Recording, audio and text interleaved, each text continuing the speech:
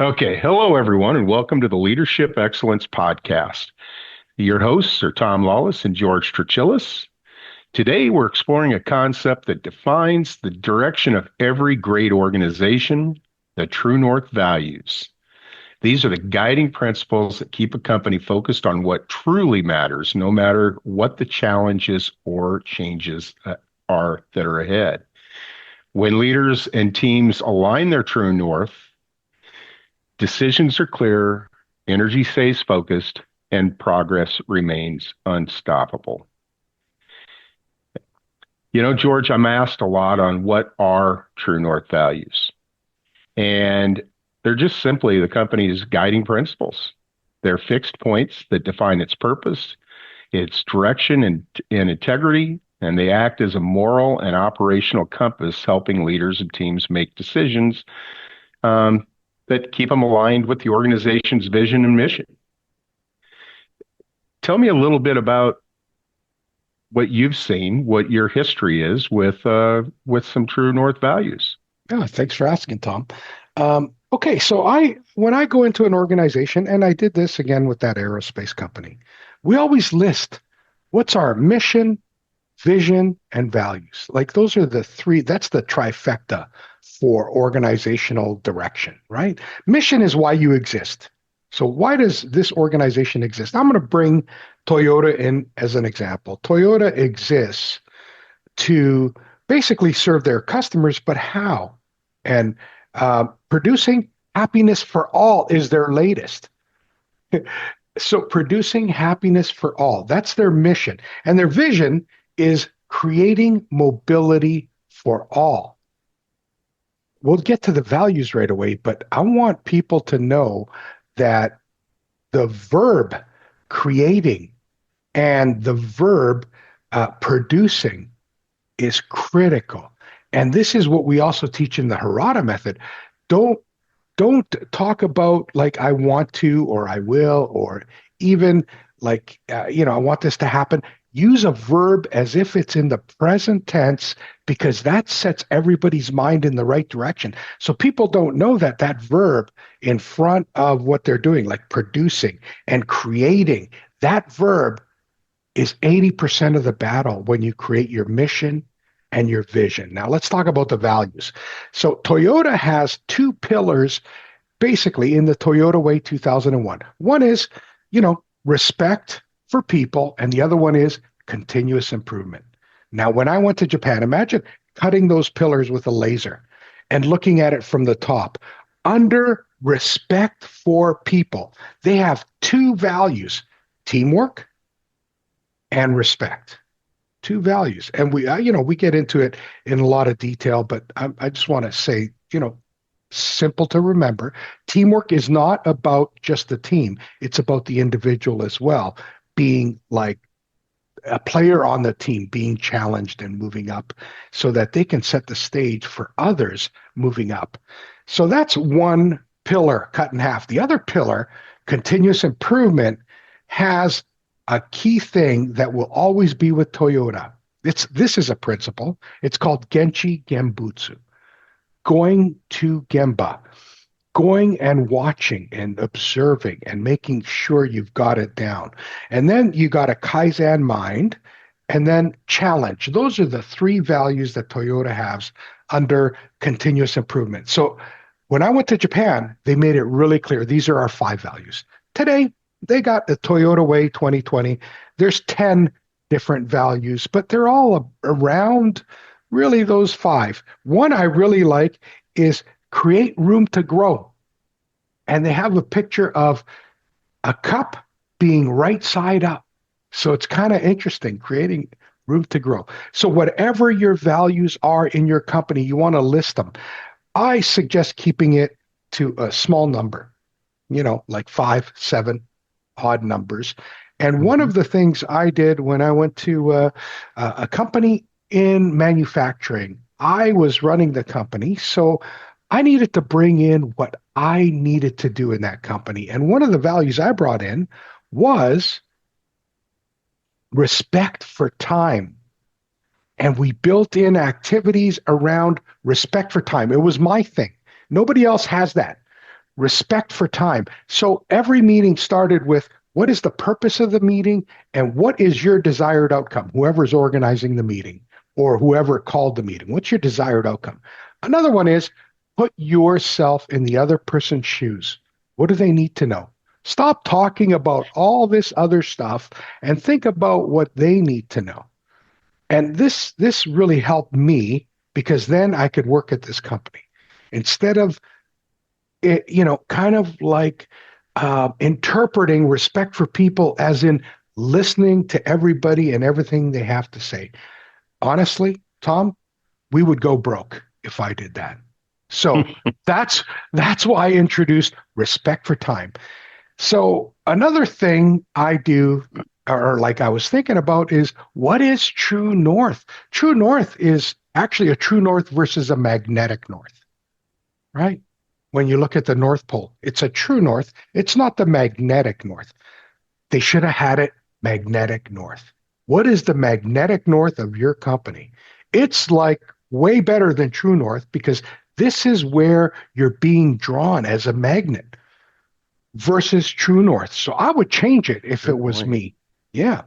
So true north values represent, or magnetic north values, we're going to have to change it when we write a book. Magnetic north values represent the magnet that you're creating as a leader to pull your people in that direction. That direction's always going to stay the same. What is it? And this takes a little bit of work for executives to figure out. But when they do, man, are they on the right direction. They're on magnetic north and they're going and they're pulling people with them. Magnetic pull. Okay, so Tom, that's my thoughts on what is true north. And now we could talk a little bit about how you would implement. How would you implement it? Well, I mean, so some of the common true north values, and first you have to have these values, is some common ones: respect for people, Mhm. right? We talked about that. Every individual has dignity, voice, and worth. That's Yeah. something a lot of leaders, not leaders, I use that term lightly. That's something that a lot of management, they don't understand, is that every individual has dignity. Listen, the customer first, right? Decisions are made on that are based on the value adds to a customer. You mentioned continuous improvement. You're always continuously improving. Toyota's been doing this for what, 7, 8 decades? And it isn't like they said, hey, we're perfect now. No, they continuously improve. Safety and quality first. Protect people. If you protect people, people will, if they really feel that you care about them, they're going to do anything that you need them to do. You have to protect them sometimes from themselves because they will do everything they need to do to get something done. Now, here's the thing that I find that leadership anymore is really bad at accountability, Mm. right? You have to take ownership for your results and behaviors, right? If your company's doing something, look in a mirror because they're following you. Right? They're following your actions. And even though you might think that, oh, I'm putting on this facade, right? They can see through that because they're seeing your actions. You also mentioned going to the floor, right? Going to the Gemba. Mhm. Don't just say that, hey, I'm going to get the Gemba. Do it. I've seen so many. I used to look. There was a plant manager once that said, "Yeah, I go to the Gemba once a week." Mhm. I asked, "Okay, so how many times are you going to a meeting and you walk by that plant door and you have 5 minutes and you elect to walk right by that door?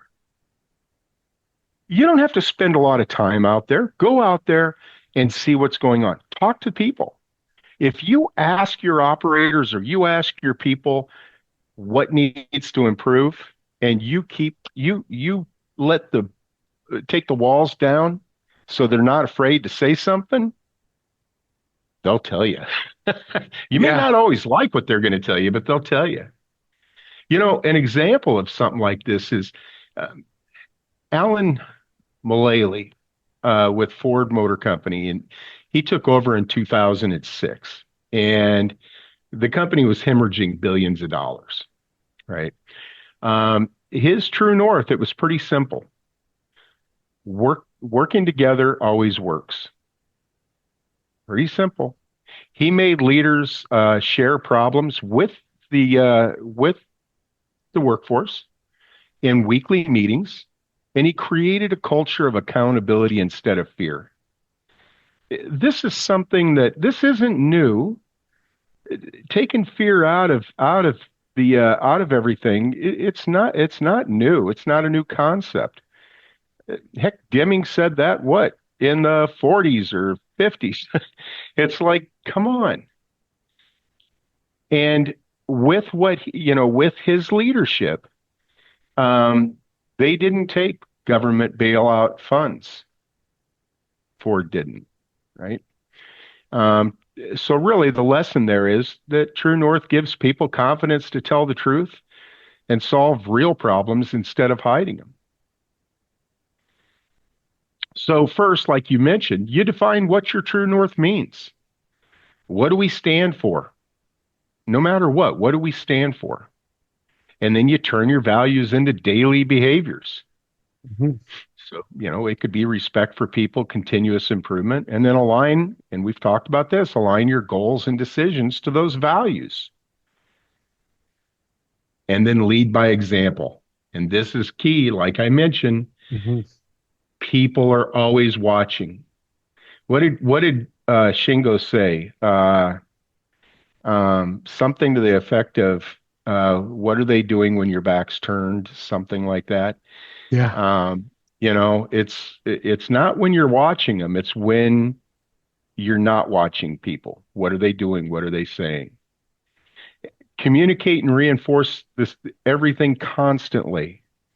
Have your team huddles, your company meetings, and then reflect and adjust. You're always going to need to adjust. Nothing is ever perfect. You adjust and you Yeah. move from there. You've touched on so many great things there. Dignity, voice, worth, adjust. I mean, you're talking scientific thinking, plan, do something.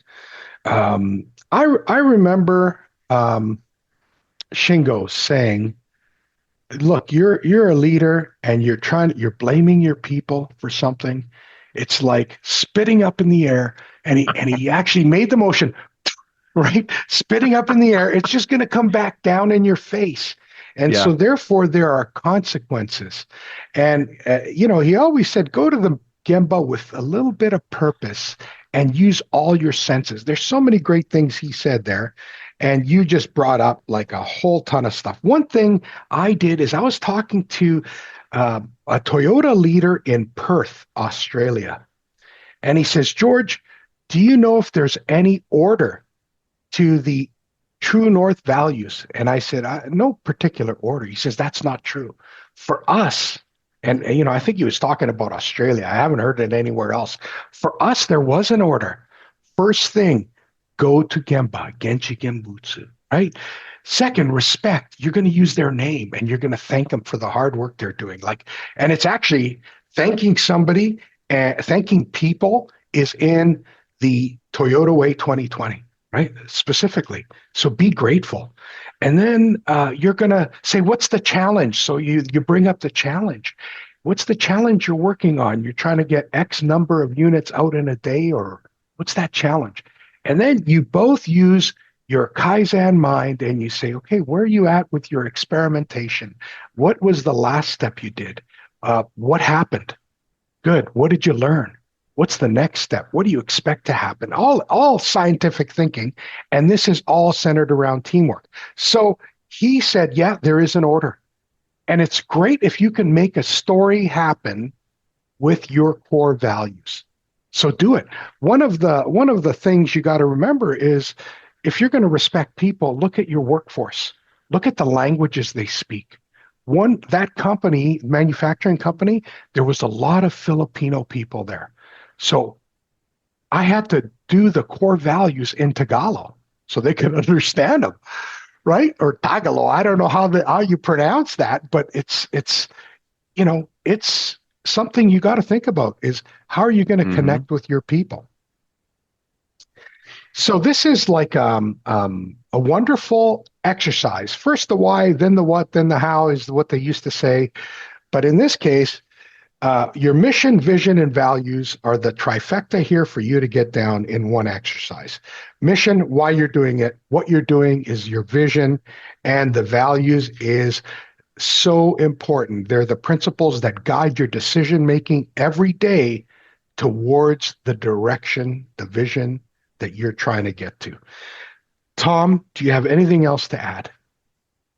No, no, no, no. Okay, You all said it right. so well. You Did said it I? so well. And it's funny when you mentioned Shingo on some of this. I remember somebody asking him once, something about how do you know what's going on the floor? Do your supervisors and managers, how do they report up to you? And he made it was kind of funny because he made he acted like he was walking and he goes, I walk down and I Yeah. talk. And Yeah. what did he say? He goes, small mouth, big eyes, big ears. Right. Small mouth, Right? big eyes, big ears. Yeah. Those are words to live by. Yeah. Yeah. Yeah. And he was asked about technology too. How do we do this? How do we Oh, get, yeah. He says you walk out there and open up your eyes, and he has his hands like by his eyes, like flashing. yeah. Yeah. Close your mouth and open up your ears like Dumbo. He was very clear just through his facial expressions on what you needed to do as a leader. It was Yeah. like pretty amazing. And his key was get out there, go to where the action is, go to Gemba. He never put the word Yes. the, he always was go to Gemba. And Yeah. so many of our leaders still call me today and they say, George, remember go to Gemba? And I'm Yeah. going, absolutely. I'll never forget Ritsu Shingo, the son of Shigeo Shingo. It's just Yeah. amazing guy. He was. All right. Next week's topic. So we covered a little bit of the True North values. What's next? Commit to self-development. As a leader, if you're not doing this, you might as well shut the door on your business right now. Save yourself some money. Stop pouring money in. Shut the door. Put a closure sign for sale or whatever. Commit to self-development. We are going to be talking about this next week. Tom Lawless and George Trachilis on your Leadership Excellence podcast. See you then. Thank you.